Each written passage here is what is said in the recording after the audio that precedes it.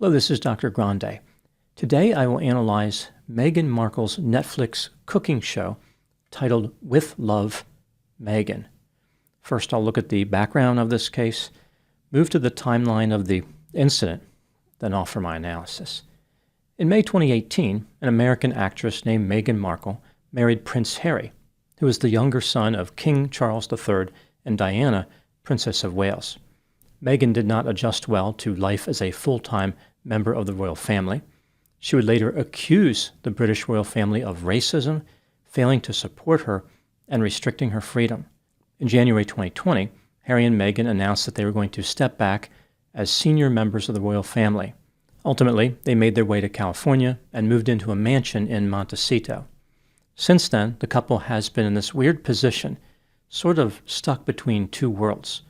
Technically, they are part of the British royal family, but they don't perform the work of the family anymore. Harry and Meghan have established business ventures, which have been partially based on producing media products. In September 2020, the couple signed an agreement with Netflix to develop various products like documentaries, programming for children, and scripted and unscripted series. The contract was for 5 years and is estimated to be worth $100 million. This deal has resulted in 4 documentary series: Polo, Heart of Invictus, Harry and Meghan, and Live to Lead. Now moving to the timeline of the incident. On January 2, 2025, a cooking and gardening show titled With Love, Meghan was announced. Netflix indicated the series would feature Meghan sharing personal tips and tricks, embracing playfulness over perfection, and highlighting how easy it can be to create beauty even in the unexpected. The filming took place in a mansion in Montecito, but not the mansion where Harry and Meghan live. A different mansion was rented for the project.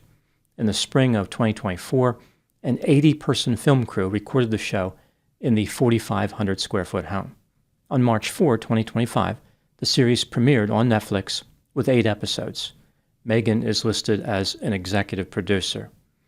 In conjunction with the cooking show, Meghan launched her own lifestyle brand called As Ever.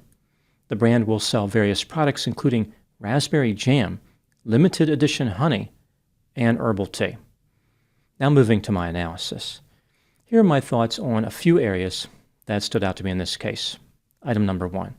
Unlike Meghan Markle, I don't have an unlimited amount of time to complete projects, so there was no way I could watch all 8 episodes in their entirety.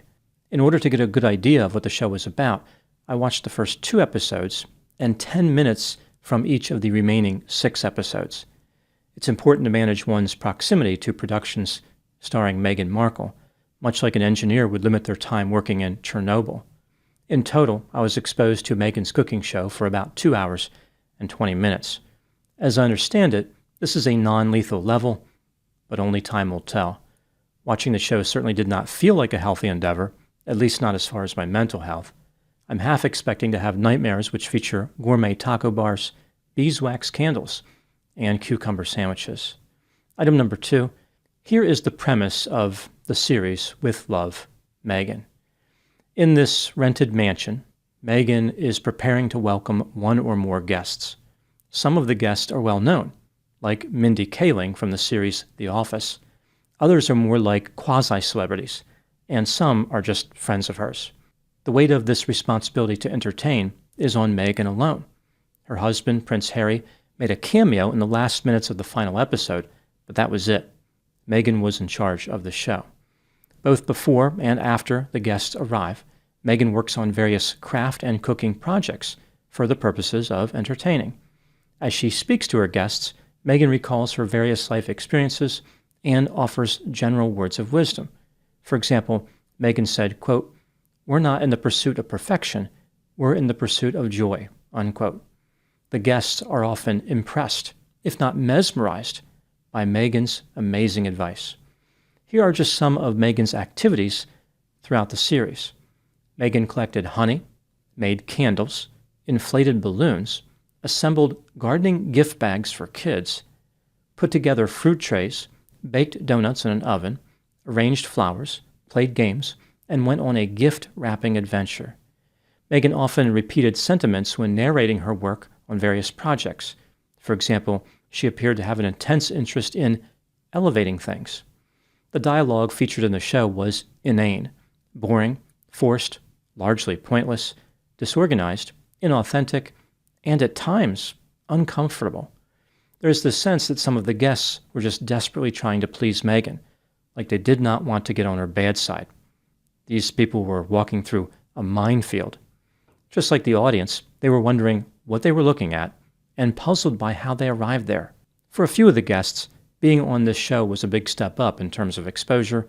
They were probably just happy to be in Meghan's presence and to feel the warm glow and energy that radiates from her. Item number 3. As I've said several times in other videos, my PhD is in counselor education and supervision, not in cooking. I don't know if Meghan did a good job with the cooking part or not. In this area, I am compelled to defer to the critics, who, largely, have indicated that Meghan did not dazzle in the kitchen. One critic thought her cooking methods were unconventional. What I can offer in the form of analysis on her cooking skill is a comparison between Meghan's behavior and the stars from well-known cooking shows. In my opinion, Meghan did not seem as knowledgeable or comfortable in the kitchen as other cooking professionals. She did not seem to know her way around. Meghan was not really able to add any value in terms of the history of the dish that she was preparing or other variations of that dish. She appeared to be working from a very limited base of knowledge. One area where I will give her credit, however, was her confidence. She was very self-assured. Meghan believed herself to be a master of the culinary arts. Some of the food really did look pretty appetizing, so it wasn't like the finished product was necessarily revolting or undesirable. I just wonder what the value was in learning to cook from Meghan specifically. Item number 4. In the episode with Mindy Kaling, Meghan appeared to have some type of identity crisis. There was one particularly tense exchange where Meghan corrected Mindy after Mindy referred to her as Meghan Markle. Meghan said, quote, "It's so funny you keep saying Meghan Markle. You know I'm Sussex now," unquote. As I understand it, Meghan wants people to call her Meghan Sussex, presumably because she is the Duchess of Sussex, a royal title which was granted by Queen Elizabeth II when Meghan married Prince Harry. This is an interesting idea. However, Sussex is not actually Meghan's last name. Using that name would be inconsistent with the naming convention of the British royal family. If Meghan needed to use a last name, like for a legal document, it would be Mountbatten Windsor. Arguably, Meghan's bizarre desire to change her last name to Sussex is unexpected and nonsensical. She has been married to Prince Harry since 2018, and all of a sudden, she wants her last name to be changed. I cannot imagine how this would benefit her in any way. Perhaps she is trying to connect herself more to royalty and realizes that Sussex has a royal connotation which Markle does not possess. Putting this strange naming desire aside, the way that Meghan corrected Mindy about the last name was abrupt, rude, arrogant, and condescending. There is this sense that Meghan just does not understand how she comes across to people. She really thought her attitude was acceptable, like this was a polite way to address a friend during a casual conversation. Item number 5. I'm not the only person who was not impressed with Meghan's cooking and gardening extravaganza. The critics have been brutal in their assessment of Meghan's groundbreaking series. Here are just a few of the terms which have been used in critiques of the show: contrived, fake, insufferable, cringeworthy, half-baked, inauthentic, boring, bland, detached from reality, lacking useful guidance, not relatable, lacking in any clarity of purpose, pointless, vacuous, out of touch, an exercise in narcissism, and possessing tangible desperation. On Rotten Tomatoes, With Love, Meghan enjoys an average critic score of 33%. For comparison, the Harry and Meghan documentary from December 2022 has a score of 45%. This overwhelmingly negative reception of the cooking and gardening show has led some people to wonder how long Netflix will put up with this. Was this Meghan's last chance to produce something that people will want to watch? Well, here's the thing. Love it or hate it, people are watching it. It performed very well on Netflix. At the time I'm making this video, it is in the top 10 list for TV shows. Item number 6, it's not clear why people are supposed to be taking advice about cooking and gardening from Meghan Markle. For that matter, why should they take her advice about anything? What qualifies her to be a teacher, a leader, an inspiration, or an influencer? Why should people look up to her and be eager to learn from her? Meghan Markle was an actress for a while, but the bulk of her fame came from marrying Prince Harry. I guess that is the reason Meghan should be respected and honored. She married a famous person. That is the entire foundation of her lifestyle brand. This is such a shallow and empty basis for being a celebrity. It would be different if Meghan was a working member of the British royal family, but she's not. Meghan gave that up. She closed that chapter, moved on with her life.